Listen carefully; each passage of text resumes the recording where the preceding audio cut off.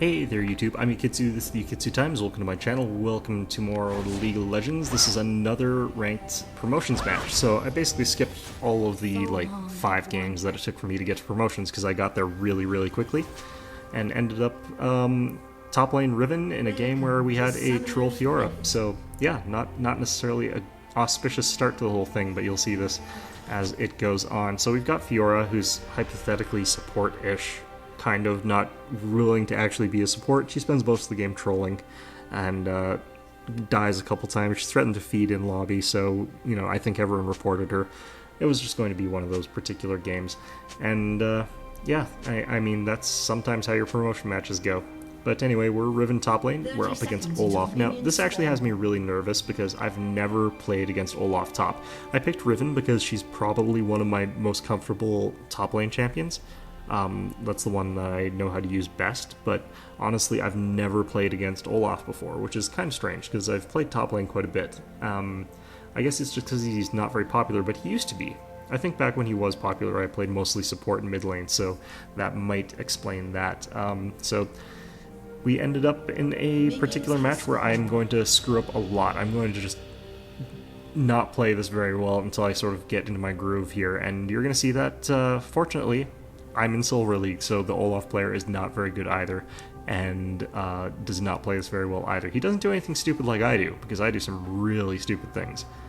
But at the same time, you know, promotion matches and playing poorly, that's just not a good sign. But anyway, yeah, it's bleh.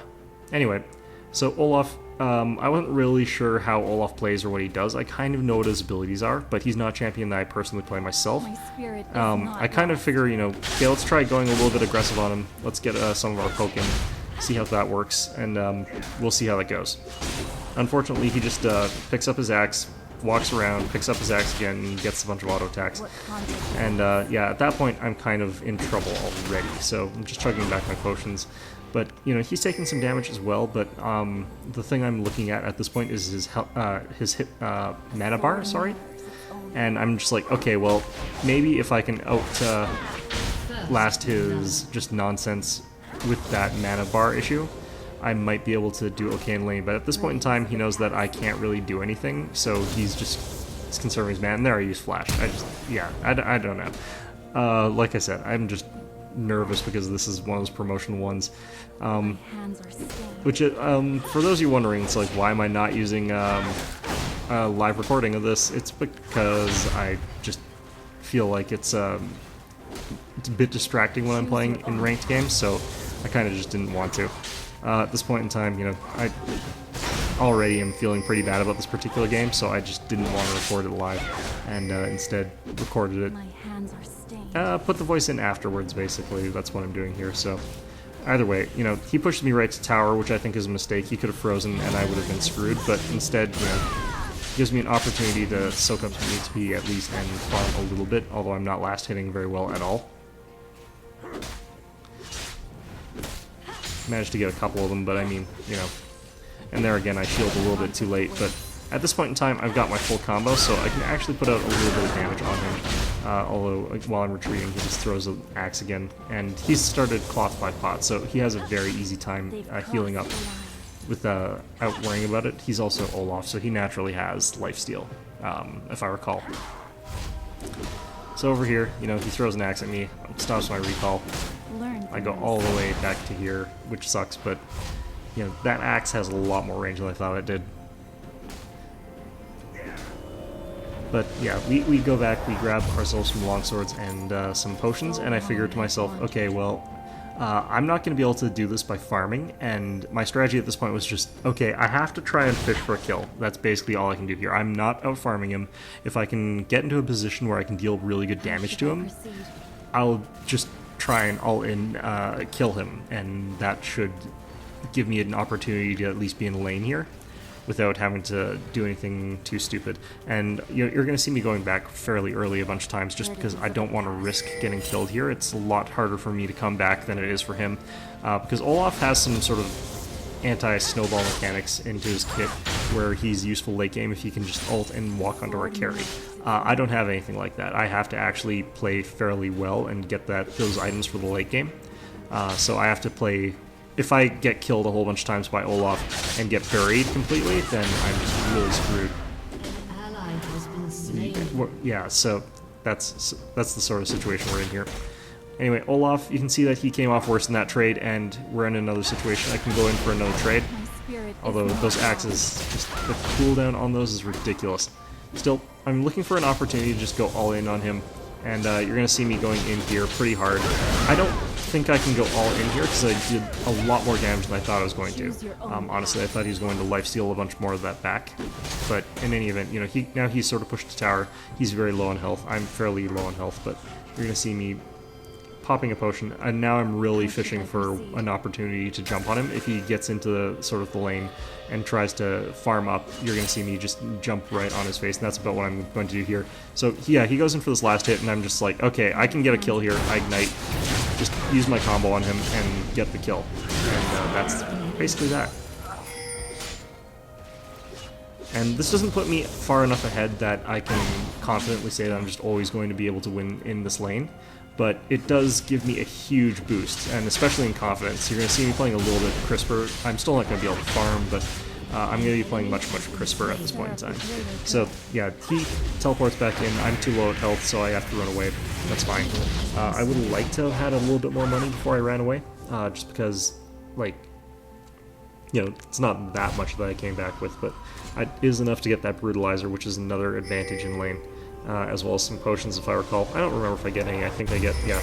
Oh, no, I do. But I'm getting the regen amulet just because I feel like if I do get hit by an axe or two, I want to be able to regen a little bit of that health back a little bit faster, rather than just constantly having to do something else, or whatever. So you can see he's just got the strategy of push into my tower as hard and as fast as he possibly can, because he knows that even if I am in lane, he can push the lane faster than I can with his throwing axes. So that's kind of what he's doing. It does actually deny me farm, so yeah, all I got is one of that. But at this point in time, I still feel like I've got an advantage. I feel like I can still kill him because all he has is that same item as last time. So he's no stronger than the last time I went in on him. So I feel confident and go in on him a little bit. And that doesn't actually go all too well for me, just because he gets that second accent. But, you know.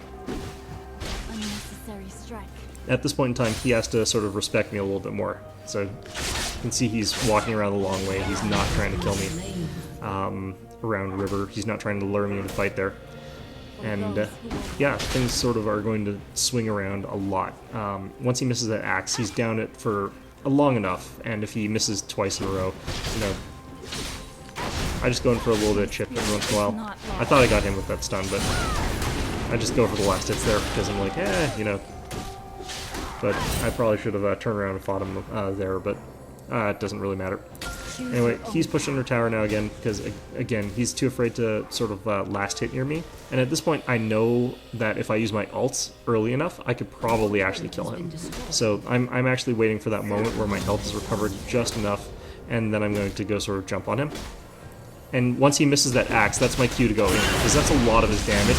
And if we're fighting away from his axe, then, you know, he's down for quite a bit of bits. And I just barely managed to get out of that ahead, but I was already at half health. So, you know, at this point in time, I feel like I'm way stronger than him. And, like, because he has so little damage, and, you know, even his armor isn't that great with the items he bought, I'm just really going to wreck him. So, yeah, this lane went from being really bad for me to really quite good now that since I'm going all in and aggressive on him and just making sure that he can't effectively fight me. I don't have enough for the item I really want, which is the Ionian boots. So instead I buy some really derpy stuff here. I just get like a longsword, red crystal, and another regeneration bead. So, yeah, really funky itemization, but these are actually fairly good items on Riven early on, just because they actually work out quite well. Individually, they're fairly efficient, even though none of them are fantastically efficient. So they're good buys for me. I'm thinking of what I want to get next, and like I would really like the boots, honestly. But they cost 1,000, so it's not much use for me in top lane right now to get boots just of the regular ones, brown boots. I don't feel like I need them that much. since this guy's not really running from me anyway, although of course if he were, then I would need to have some sort of mobility. And here, like, I just get wrecked here. And since he uses his ult, I decide to, you know, I'm just gonna flash out. Like, he does a ton of damage to me while he's ulting. I was a few seconds off my ult. If I had my ult up there, I would have totally fought him. But since I didn't, I was just like, okay, well, whatever. And here he goes in to interrupt me again with another axe. It's just like, how rude. So yeah, I ended up not going back just because I couldn't recall because of him. But that doesn't really matter too much. He goes back. He figures, you know, he's pressured me into staying in lane, but I managed to get all that farm, and I managed to stay in lane to push it back out to his way so that I can go back more safely. I think that was a bit of a mistake of his. He should have just let me recall and then taken out the tower while I was gone or something. And instead, this happens. Yeah, since he had just used his ult, there's no way he could have just dove me for free. He would have gotten stunned over the tower and I would have leapt away. And potentially, if I had been outplaying him, then he could have died there, so he couldn't jump me under the tower or anything. He just would want to wait until I'd left and then take out my tower. That would have been, I think, the smarter move. I think he took stone golems instead. No, what are they called? I can't remember. But in any event, at this point in time, he's down his ult. One of the things that I learn pretty soon here is that his ult has like no cooldown, which is kind of bullshit to me. But at this point in time, he's also building a little bit of damage. You can see he's got these long swords, so I have to be a little bit more careful. His damage isn't as high as mine, but also, you know, he's got more tankiness. So yeah, like that's what I'm saying. His ultimate seems to have like no cooldown, which seems a bit unfair given what his ult actually is, of just like walk onto someone and kill them without them being able to do anything about it. That seems a little bit nonsense, although in my case I can't do stuff about it because I have high mobility, so I guess it's not that bad. But in any event, he's just used it again, so it should be down for another like 20 seconds, I guess. Feels really short. Still, at this point in time, I feel like I've probably got an advantage, so, you know, I get that stun off on him. I shielded his throwing axe, and I've managed to take off a huge chunk of his health. He chunks me a little bit with that axe, but I feel like I can die from here, so I'm just getting ready to do that. And you're gonna see him trying to outplay me, but... So I tried to use my Q to get around there. Managed to just clip him just barely with my ult, and I did Ignite, I think is what finishes him off, or the auto attack, but I managed to just barely limp out of there without that last tower hit. Perfect. So, yeah, I can kill him when I'm at like half health, and I can also kill him when I'm diving a tower, so clearly he's just, at this point, a little bit hosed. I mean, there's not a whole lot he can do to reset this at this point in time. I mean, 3-0 against him, and even though he's farmed better than I am, I think he's like 10 ahead of me. 10 ahead is only like 1 kill. He can't be 3 kills behind me. So, you know, he needs to do something to catch up, probably start roaming more using that teleport, but unfortunately for him, my team's actually doing pretty well all in all. Our Fiora, of course, keeps doing stupid things and dying very, very foolishly, but isn't deliberately throwing as they threatened to, so I'm not, you know, gonna give them any credit for that, and you can see that he's trying to do that. He's trying to go into the game and accomplish things elsewhere. He's going to get killed by Vel'Koz here, but it still gets him an assist if I recall. I don't have teleport. I can't really help there unless I run away completely, so I'm just going to stay here and demolish his tower. There's no real reason for me to do anything other than this. Vayne down bottom lane is just farming. They're leaving her alone, free farming, since Fiora's been roaming so much. I don't really know why they left Vayne alone to free farm. It was just a very bad tactical choice, but at the same time, you know, not my concern what they do. Oh man, I'm so bad at farming. But yeah, again, I'm just pushing the lane out. I see Cassiopeia though, and I figure, you know, I don't want to fight Cassiopeia because she's been getting a lot of kills. I figure she's probably pretty tough right now, so I decide to head down mid. But I see Cassiopeia kind of posing like she's going to come around mid to try and help fight with that Fiora. So I hide in this bush here and just wait till she comes by, and this is where Riven really shines against Cassiopeia.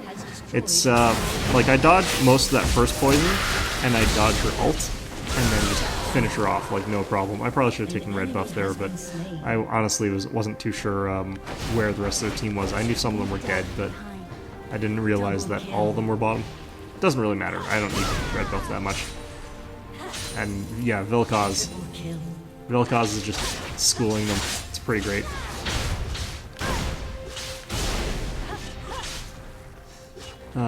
So yeah, one of the reasons that I also decided to go for my very aggressive strategy top lane is because I took Ignite. Again, as I said, if you're going to take Ignite, you kind of have to play the lane more aggressive, because you have to win the lane to make up for the fact that you're not going to be helping other lanes. If you took Teleport, you can provide assistance in dragons, you can help push towers, you can, you know, counter a gank. I can't do any of that. I have to be able to kill him in lane, and since that's what I did. At this point in time, I saw Cassiopeia, and I was like, okay, well, she's probably diverting mid because Lee Sin's something she feels she can deal with more easily.